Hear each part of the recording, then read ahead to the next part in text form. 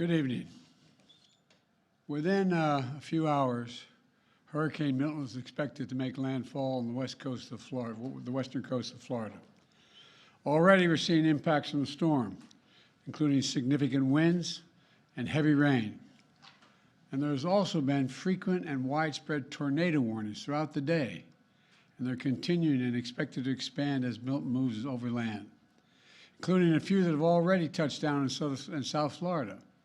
Currently, Milton is a Category 3 with wind speeds up to 120 miles per hour. But no one should be confused. It's still expected to be one of the most and worst destructive hurricanes to hit Florida in over a century. You know, both the heads of the National Hurricane Center and the National Weather Service made it very clear in conversations I've had with them earlier today. Milton still carries incredible destructiveness, can wipe out communities, can cause loss of life. Storm surge is still expected to be up to 13 feet.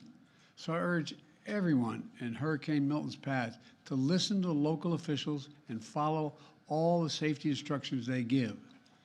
At this point, evacuation is probably difficult. So I encourage people to look for safer shelter. Sometimes moving just a few miles can mean the difference between life and death. We've already approved emergency declarations for Florida. We have thousands of federal personnel on the ground, and we've staged and are ready to go. We have 20 million meals, 40 million liters of water. At my direction, the Secretary of Defense, Austin, has pre-positioned search and rescue teams, helicopters, and high water speed vehicles as close to the storm as possible, so they're ready to conduct life-saving missions. And the administrator of FEMA will be on site tonight in Florida and in the state's Emergency Operations Center. Both Administrator Criswell and I will be in constant contact with state and local officials in the hours ahead.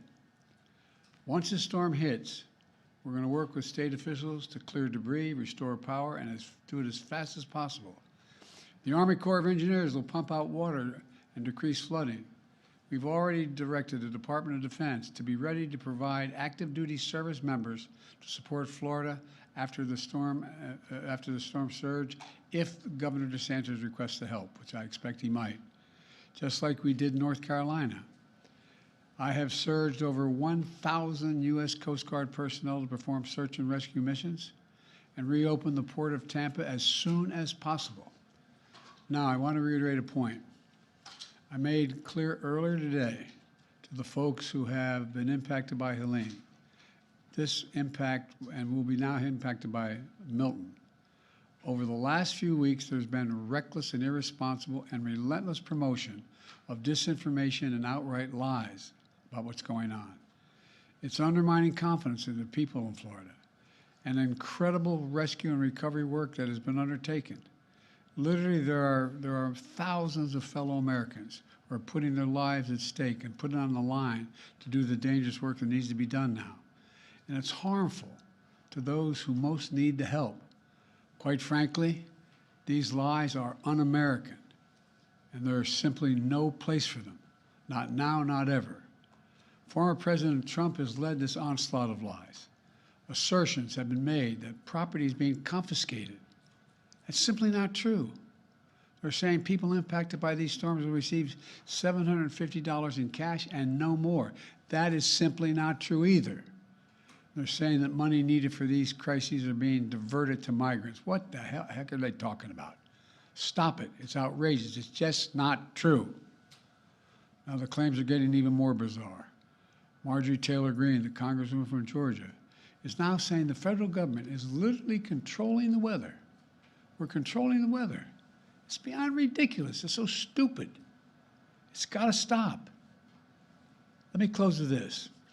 As difficult as these days and weeks have been, we've seen incredible courage by so many of our fellow Americans. I want to thank all the first responders for running toward danger instead of away from it, for saving lives and making a difference.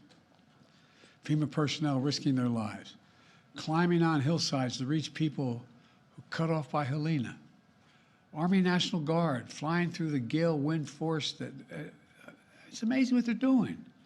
Firefighters lifting collapsed wood and metal an attempt to see if there are survivors, any survivors under the debris, risking their lives. Coast Guard teams rappelling from helicopters to rescue people and risking their own lives. And there are countless friends and neighbors who have sacrificed for the greater good. Volunteers leaving their own families behind to help search for someone else's family. Fellow Americans looking out for one another. That's America at its very best. That's who we are. So my final message tonight is to the people of Florida and all the impacted states. We've got your back. We've got your back. And Kamala and I will be there for as long as it takes to rescue, recover, and rebuild. May God bless you all, and may God protect those serving in the eye of this storm on behalf of our nation. Thank you. Why do you think Trump is spreading misinformation? Why do you think former President Trump has sent testing kits to President Putin during the height of the pandemic? Do you have a comment, sir?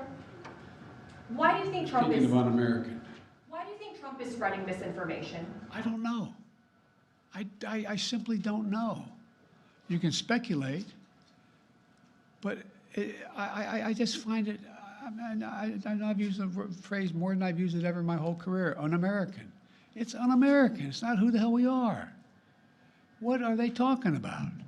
Sir, have you considered calling him and asking him to stop doing that? To stop spreading this? Oh, come on. Mr. President, does Governor DeSantis need to take Vice President Harris's calls?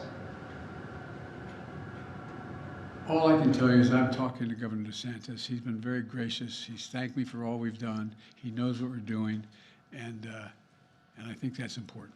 Can you say that Florida has everything it needs for the storm? How was your call with Netanyahu today? We didn't talk about the storm.